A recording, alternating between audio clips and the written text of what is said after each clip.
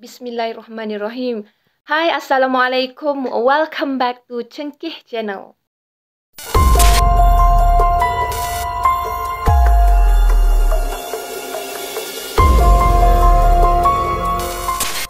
Bertemu akak lagi dalam slot meremang. Hari ni, dalam slot meremang, akak nak kongsikan satu kisah seram misteri yang pernah berlaku di Highway Karak. Kalau korang nak tahu apa ceritanya, korang kena stay dengan akak. Tapi sebelum tu kan, akak nak ucapkan berbanyak-banyak terima kasih kepada korang semua. Sebab sebelum ni, akak ada baca banyak komen. Komen yang menyatakan ada yang dengar kisah-kisah akak ni semasa bawa lori ada. Mendengar sambil mengemas rumah pun ada. Mendengar sambil melipat kain, sambil buat assignment, sambil minum kopi, cicah teh, macam-macam sambil lah. Akak sangat terharu dan akak ucapkan berbanyak-banyak terima kasih. Hanya Allah je yang boleh balas jasa korang. Bismillahirrahmanirrahim. Qul a'udhu birabbin nas, malikin nas, ilahin nas, min syarril waswasil khannas, الذي يوسوس في صدور الناس من الجنة والناس.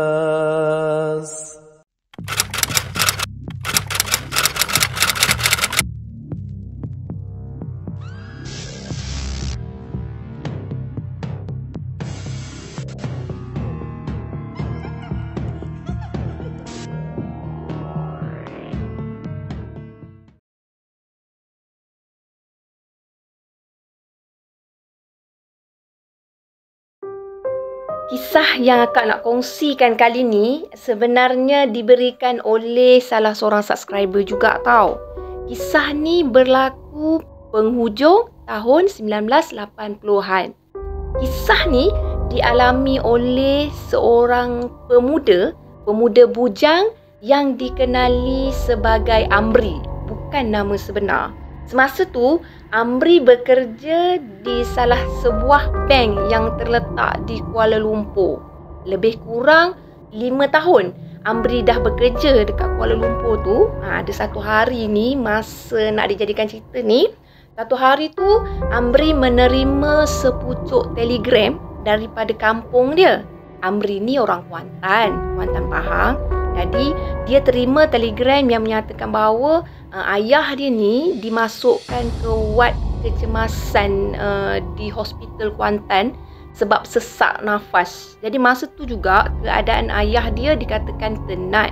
Untuk pengetahuan korang, masa tu belum ada lagi perkhidmatan internet. Maknanya internet tak ada, telefon bimbit tak ada, WhatsApp pun tak ada, semua tak ada. Telefon pun kalau ada pun dekat office macam tu. Jadi untuk perkara-perkara kecemasan macam ni, orang kata apa, berita kecemasan macam ni, dia akan sampai melalui telegram. Jadi lepas tu Amri pun dah tak tunggu lama dah. Dia dah tak nak stay lama kat situ. Dia nak balik kampung. Jadi dia jumpa bos dia. Dia bincang dengan bos dia. Dia kata kat bos dia, dia nak ambil cuti. Alhamdulillah masa tu bos dia memang senang nak berbincang. Jadi dia dapat cuti kecemasan selama 3 hari. Bos dia bagi dia balik hari tu juga. Tak payah tunggu-tunggu dah. Jadi dia pun ambil peluang tu, balik ke rumah dia, settlekan pakaian dia apa semua. Orang kata buat persiapan lah untuk mulakan perjalanan. Dia teringat tau masa tu bos dia ada pesan. Sebelum nak mulakan perjalanan tu, dia ingatkan Amri supaya Amri rehat dulu. Sebab sebelum ni Amri dia ada mengikuti satu function tau, lebih kurang macam tu. Maknanya Amri ni dia masih belum hilang letih dia. Jadi atas nasihat tu, Amri rest kejap sampailah maghrib.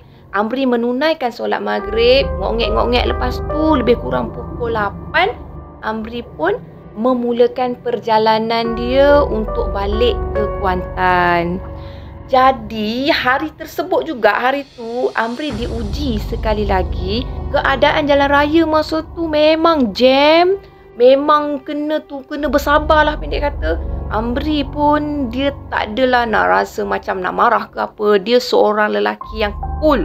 Jadi dia ikut rentak jam tu sampailah dia sampai sebelum melepasi Tol Gombak tau. Maksudnya sebelum melepasi Tol Gombak tu, Amri ambil masa kat situ untuk rest sekejap. Makan, minum dekat satu kedai yang terletak dekat situ tau. Sebab apa tau? Sebab nak melalui jam ni dengan badan dia yang letih apa semua, memang dia tak boleh nak continue untuk sambung perjalanan dia, memang tak boleh. Jadi selepas tu bila dia dah rehat lebih kurang setengah jam macam tu, minum-minum apa semua kat kedai, dia pun meneruskan perjalanan dia sampailah dia melepasi terowong Genting Sempah. Maknanya Tol Gombak pun dia dah lalu.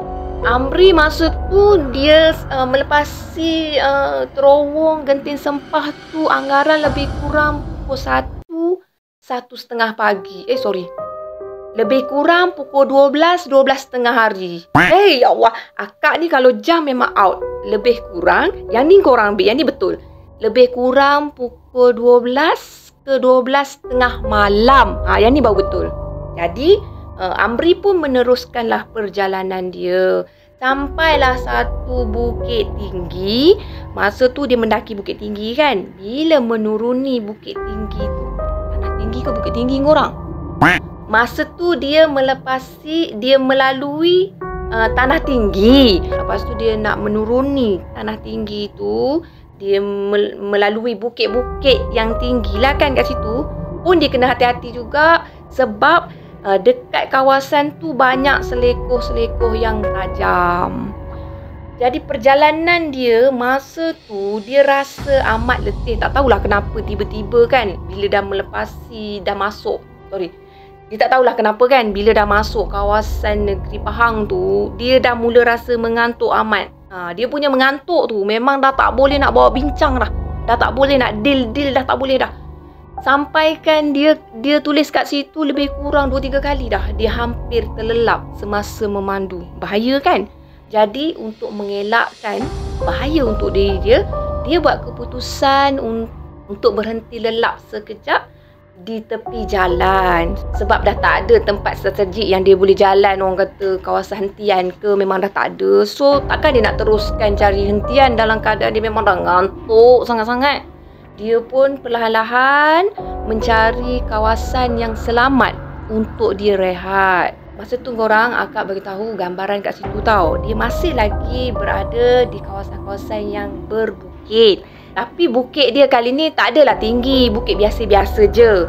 Jadi dia pun nampak ada satu lampu jalan yang berada di hadapan dia. Lampu jalan tu dia ada ruang tau. Maksudnya dekat lampu jalan tu, di sebelah kiri jalan dia tu, ada satu ruang yang boleh parking kereta kat situ, yang boleh dia rest kejap kat situ. Jadinya dia ambil kesempatan tu, dia parking kereta dekat situ yang agak jauh daripada gigi jalan. Gigi jalan ni maknanya daripada tebing jalan tu lah. Jadi dia parking kat situ, dia tengok jarak kenderaan dia, kereta dia dengan kenderaan yang lalu lalang tu memang agak berjarak. Lepas tu dia tengok situasi kawasan dekat situ tau. Dia ada lampu jalan yang terang benderang. Lepas tu kawasan tu pula memang kawasan terang. Kawasan di mana lori masih lagi aktif lalu lalang kat situ. Jadi agak selamat untuk Amri berehat sekejap dekat situ. Bila Amri dah parking kat situ, dia pun matikan lampu dia. Dia tutup lampu dia. Dia pun matikan enjin. Masa matikan enjin tu, dia tutup lah semua tingkap dia kecuali tingkap bahagian memandu. Bahagian pintu dia tu dia tak tutup. Dia buka sikit. Sebab dia dah terlampau mengantuk. Dia dah tak peduli dah. Selain daripada keselamatan tu, dia tak peduli dah. Yang dia tahu dia nak rest, nak tidur. Dia nak lelap sekejap macam tu. Jadi sementara nak lelap kan dalam kereta, akak tunjuk kedudukan dia. Dalam kereta dia cuba macam nak tidur macam tu kan. Dia menyandar macam tu. Dalam-dalam dia menyandar. Dia tengok ke kanan jalan tau. Dia nampak di kanan jalan tu ada satu bukit. bukit yang tak tinggi sangat. Jadi dia tengok bukit tu, dia pejamkan mata dan dia lelap masa tu. Tak tahulah apa yang menyebabkan dia rasa macam dah tak nak fikir apa, dia lelap je kat situ. Berapa lama pun dia lelap kat situ, dia pun memang dah tak ingat. Lepas tu masa dia dah sedap lelap lentok tu, dia ada dengar dekat cuping telinga dia tahu. Suara yang banyak, suara orang ramai, macam itulah kan. Suara tu lebih kurang anggaran dalam 30 orang tau, tengah bercakap dalam bahasa yang dia tak faham. Jadi Amri ni dia rasa macam mamai-mamai nak buka mata, nak tengok kan. Bila dia buka mata sikit, dia terkejut tau. Sebab dia tengok di seberang jalan kanan tu yang dekat kawasan yang dia nampak bukit tu kan, dia nampak ada sekumpulan makhluk yang menyerupai manusia sedang menuruni bukit tu. Makhluk tu bukan sikit tau, tapi makhluk tu memang sangat ramai. Jadi masa makhluk tu menuruni bukit tu, dia dah nampak dah ada makhluk-makhluk tu yang berada di gigi jalan. Maksudnya di atas jalan tu pun memang dah ada. Dah terlambat untuk dia nak start engine kereta ke, dia nak dia nak tutup cermin kereta, memang dah terlambat. Dia memang tak boleh nak buat apa dah. Kalau dia buat apa, dia risau dia akan diterpa kan. Jadi dia buat keputusan untuk berpura-pura tidur. Dia tutup mata dia, pura-pura tidur. Dalam masa yang sama dia buka sikit mata dia. Dia tengok tau kepada makhluk-makhluk tu tau. Dia nampak dengan jelas masa tu. Walaupun dia terkejut juga sekali lagi sebab kan akak cakap ada satu lampu jalan dekat depan, dekat dengan kereta dia berhenti tu. Lampu jalan tu korang tiba-tiba je padam.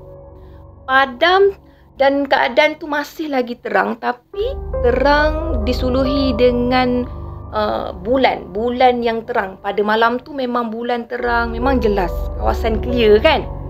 Jadi dia buka mata dia sikit, dia tengok tu kepada makhluk-makhluk tu. Alangkah terkejutnya bila dia tengok makhluk-makhluk tu memang dah pun sampai ke kereta dia. Makhluk-makhluk tu mengelilingi kereta dia tau. Punyalah ramai. Dia dengar suara, macam-macam suara yang dia tak faham bahasa apa yang makhluk tu pakai. Masa makhluk-makhluk tu mengelilingi kereta Amri ni, mereka bukan saja-saja nak berada di keliling kereta Amri tau. Mereka cuba untuk buka kereta Amri. Bergoyang kereta Amri masa tu. Masa nak cuba buka, masing-masing tolak tu, tolak ni. Masing-masing cuba. Diorang sebenarnya tak tahu nak buka pintu tu. Tapi kan, masa tu tak cuak korang kalau dah kereta sampai bergoyang macam tu. Cuba korang bayangkan. Masa tu dia tengok tau, makhluk tu, kan akak cakap tadi, makhluk tu, Amri cakap menyerupai manusia. Jadi, makhluk tu beza dia badan dia agak besar sikit daripada manusia ni. Lepas tu, kepala dia agak lonjong. Lepas tu, telinga dia kan agak runcing ke atas macam tu. Lepas tu, makhluk tu, dia ada lelaki, ada perempuan. Tapi dua-dua sama je. Dua-dua rambut dia panjang. Memang semuanya rambutnya panjang lebih kurang paras bawah. Macam mana nak cakap, akak nak tunjuk pun tak nampak tau. Tapi bawah pada bahu, bawah sikit pada bahu macam tu. Jadi Amri bila dah tengok keadaan tu, dia lagi cemas tau, lagi terkejut. Apa benda semua ni? Kita kalau nampak benda pelik macam tu, dia mesti tak tahu nak cakap apa. Tapi itulah Amri ni, dia cuba untuk kuatkan diri dia. Dia pura-pura juga tidur. Sebab kalau dia bangkitkan diri dia, nyawa dia mungkin terancam. Itu perasaan dia lah.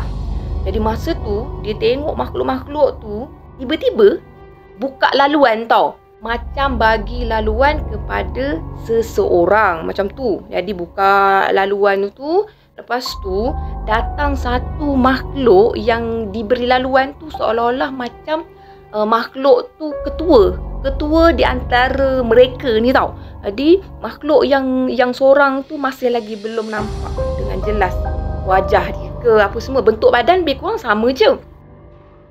Bila makhluk yang diberi laluan tu masuk di hadapan kereta Amri ni, Amri lagi terkejut. Sebab dia nampak satu susuk tubuh makhluk yang cantik. Maknanya makhluk tu perempuan. Cantik. memakai mahkota. Mahkota tu pula memang cantik. Pakaian dia memang cantik. Kulit dia pula gebu-gebas. Dia nampak dengan jelas tau, walaupun dengan bantuan cahaya bulan tau. Jadi makhluk cantik, maknanya dia gelarkan makhluk perempuan cantik. Maknanya makhluk perempuan cantik tu perlahan-lahan berjalan menuju ke hadapan cermin kereta Amri. Masa tu makhluk perempuan cantik ni dia memanggil Amri, bukanlah memanggil dengan suara, tapi dia macam memanggil macam nak cakap, dia menunjukkan tangan dia macam tu, macam ajak Amri tu keluar daripada kenderaan tu. Amri masa tu dia memang dia pura-pura tidur, tapi dia buka sikit mata dia nak tengok keadaan kat situ kan. Lepas tu makhluk perempuan cantik tu tak terima respon daripada Amri. Dia pun pergi ke arah tingkap kereta Amri. Masa dia berjalan, dia pergi ke pintu pemandu ni, dia pergi ke tingkap kereta Amri. Kan akak cakap tadi, semua tingkap lain tu memang Amri dah tutup untuk keselamatan. Amri memang dah lock semua pintu. Untuk tingkap dia memang buka, memang untuk keluar masuk angin. Kalau dia tak buka, memang alamatnya dia lemas lah kat situ kan. Jadi dekat tingkap tu, makhluk perempuan cantik tu sebelah tangan dia pegang pada tingkap tu. Sebelah tangan lagi dia cuba untuk mencapai Amri ni tau. Dia cuba juga nak mencapai Amri ni. Ditulis kat situ yang boleh masuk tangan masa tu lebih kurang sampai lengan je. Macam tu. Jadi tak sampai untuk dia macam nak meraba, nak melepasi pada Amri ni. Tapi dia try juga. Dia cuba cari macam mana nak keluarkan Amri tau. Jadi Amri, dia masa tu ketakutan dia memang luar biasa lah. Kalau dah keadaan macam tu, kalau dah sampai nak pergi nyentuh kita, nak ngambil kita, memang dak lah kan. Memang Amri tu melepaskan semua dia punya rasa cemas dia tu. Masa tu lah lutut Amri ni dia bergerak macam seolah-olah macam dia nak melepasi tangan perempuan cantik tu tau. Jadi lutut dia terkena pada horn kereta. Masa tu kan, horn kereta tu bila kita sengaja horn ni pendek tau. Tapi kalau tak sengaja ni macam dah tersangkut macam tu kan. Horn dia tu nyaring tau. Pin panjang macam tu. Jadi makhluk perempuan cantik ni dia terkejut tau. Bila dia dengar bunyi horn tu, dia cepat-cepat tarik balik tangan dia. Masa tu Amri sempat lagi ngintai tau tengok tangan dia. Sebab masa tu Amri memang dah buka mata dia. Sebab dah kecemasan, dah bunyi horn macam tu, dia terkejut. Dia buka mata dia tengok tangan perempuan cantik tu memang betul cantik. Sesuai dengan orangnya memang cantik. Jari dia tirus panjang. Lepas tu kulit dia gebu. Kuku dia pun sempat nampak masa tu. Pendek, memang kemas, bersih, putih. Memang dalam hati Amri cakap, maknanya makhluk ni jenis yang macam mana tak tahu kan. Jadi bila makhluk tu dah tarik tangan dia terkejut apa semua, Amri dah buka mata. Masa tu lah makhluk perempuan cantik tu bertentang mata dengan Amri. Bila tengok Amri tengok dia tergamam. Amri terpesona sebenarnya dengan wajah cantik dia. Sebab Amri tak pernah pun tengok perempuan yang secantik tu, tahu tak? Yang semanis tu tau. Jadi Amri pun macam shock juga. Dia terkejut juga. Lepas tu saling berpandangan. Tiba-tiba Amri rasa macam dia punya perasaan macam shock je tengok tu. Jadi bertukar perasaan meremang. Sebab apa tau? Sebab yang sekumpulan tadi ni dalam keadaan yang agak macam agak dah terduduk diam, dah bunyi horn kan, macam dah tak betul apa semua kan. Jadi Amri pun teringat balik, dia jadi macam kelang kabut Amri ni apa semua. Lepas tu Amri nampak makhluk perempuan cantik tu macam bagi arahan tau pada yang lain ni supaya menuju ke bukit. Jadi selepas Amri nampak makhluk perempuan cantik tu menunjukkan ke arah bukit, dia nampak makhluk-makhluk ni semua memang dah lari ke arah bukit. Dengan sepantas kilat, maksudnya dia tengok sebentar lalu memang lenyap ke arah bukit. Masa tu hanya tinggal makhluk perempuan cantik tu je yang masih stay dekat kereta dia tau. Jadi masa tu jugalah dia memandang, dia memberanikan diri. Barulah dia rasa berani sikit kan dengan perempuan. Jadi dia pandang, dia tengok. Jadi mereka pun saling berpandangan lagi. Lepas tu makhluk perempuan cantik pun berjalan perlahan, melintasi jalan tu, jalan kanan, di seberang jalan kanan dia tu. Dekat seberang jalan tu pun makhluk perempuan cantik tu masih lagi merenung ke arah Amri. Mereka saling berpandangan, tapi Amri tak boleh lupa tau. Masa tu dia tengok makhluk perempuan cantik tu senyum. Senyuman dia sangat manis sebab ada lesung pipit kiri dan kanan. Senyuman dia sangat ikhlas. Dia tak rasakan yang makhluk perempuan cantik tu nak berkasar dengan dia ke, orang kata mencederakan dia. Dia tak rasa pun. Lepas tu, makhluk perempuan cantik tu senyum pada dia, makhluk perempuan cantik tu pun berpaling ke arah bukit. Lepas tu berlari seperti kuda yang berlari ke arah bukit tu tau. Jadi sepantas kilat dia tak nampak dah. Dia nampak macam lari, dah lenyap macam tu. Lepas tu Amri macam tersedar. Bila dia tersedar, dia memang bukan tidur. Tapi bila dia rasa dia tersedar, dia lempang jugalah muka dia. Pelpak-pelpak. Dia kata, ya aku ni mimpi ke? Aku ni gaul ke kan? Tapi tak. Hakikatnya memang tak. Jadi dia pun cuba untuk baca bismillah. Cuba untuk ingat Allah Subhanahu Wa Taala. Memang betul dia masih lagi, orang kata, bernafas. Dia masih lagi waras masa tu. Dan dia mula teringatkan kepada ayah dia yang tengah sakit. Jadi dengan bacaan Bismillahirrahmanirrahim, dia nak mulakan perjalanan. Dia pun start enjin di kereta dia. Dia naikkan tingkap cermin dia tu tau. Dia ada terbau satu bauan yang sangat wangi. Dia memang tak pernah bau yang macam tu. Dan dia memang tak pakai perfume yang sewangi tu. Jadi dia cari dari mana bau wangi tu. Bila dia cuba cari, baru dia tahu. Ingat tak tadi akak cakap makhluk perempuan cantik tu ada pegang pada tingkap. Dekat situlah tertinggalnya bau yang sangat wangi tu. Jadi Amri pun meneruskan perjalanan dia. Dalam masa yang sama, dia berdoa supaya dia sempat jumpa ayah dia. Supaya dia perjalanan dia dipermudahkan selepas diuji macam tu kan. Jadi Alhamdulillah, dia sampai ke Kuantan dengan selamat. Dia sampai ke Kecemasan pun agak, orang kata, cepat selepas tu. Maksudnya tak ada halangan. Tapi kan, satu kesedihan lah untuk Amri.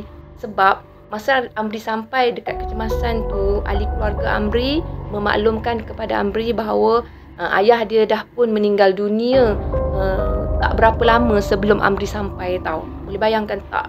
Amri tak sempat nak jumpa ayah dia.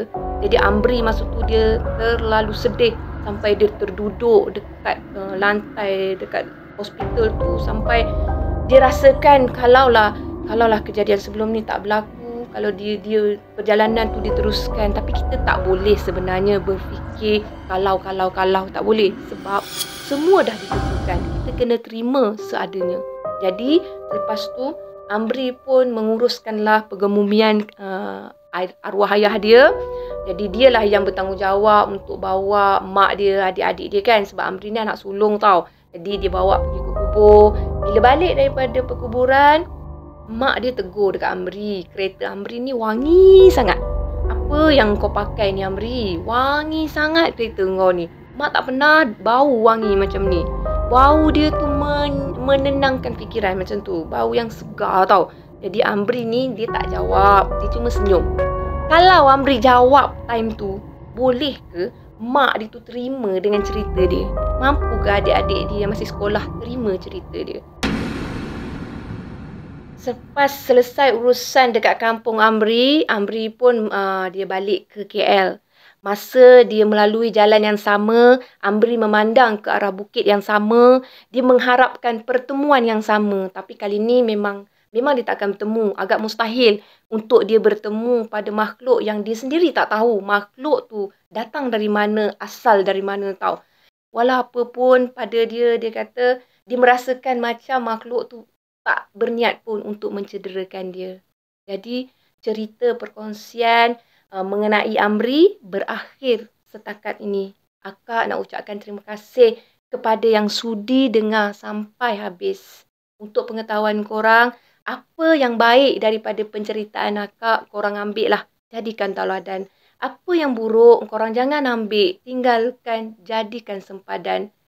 Sekian dulu cerita dari akak. Bye. Assalamualaikum korang. Jangan lupa subscribe tau. Bye. Assalamualaikum.